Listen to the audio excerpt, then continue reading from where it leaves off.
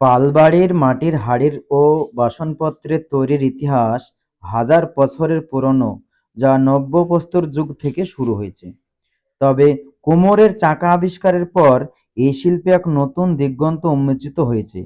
Mesopotamia, যা বর্তমানে Iraq ও চীন, এর প্রাচীনতম নিদর্শন খুঁজে পাওয়া যায়।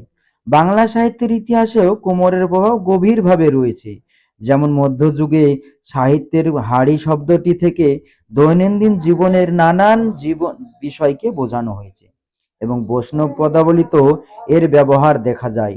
আধুনিক সাহিত্য মৃৎশিল্পের বিশেষ পরিস্থিতি লক্ষ্য করা যায় গ্রাম বাংলার জীবনযাত্রার মাধ্যমে। তাই হিসেব বুঝে আজকে এসেছি পালবাড়িতে। আমাদের করা মোটামুটি 20-22 বছর থেকে। আহ, এখন কি কি কাজ করেন?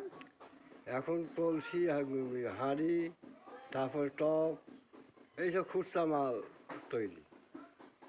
এখন সীমা ছেলে ফেলে শিখছে না, খাটনি শেষ নাই।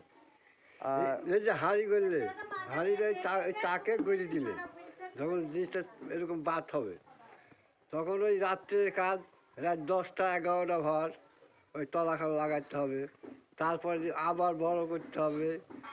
একটা হাঁড়ি 4 বের হাতে তুললে গিয়ে একটা হাঁড়ি সারা হয়। আচ্ছা, এখন তো আপনাদেরকে এই মাটিটাও কিনতে হয়। মাটি এখন 2000 টাকা টলি। তাতে করে খরচ খাচান দিয়ে আপনাদের লাভ তো খুব একটা না না, লাভ থাকে। আমাদের মুনিশের দাম ধরলে পরে লাভ থাকে। এখন ব্যবসা করতে হয় তাই। কি কি বানান আপনি? হাঁড়ি, কলসি, নাইন, টপ, ঘট, মুসি। বড় কাজ এখন করতে পারি না, এখন ছোট কাজই বেশি। আপনার নাম? আমার নাম কমল পাল। বাড়ি? বাড়ি কুতুবপুর।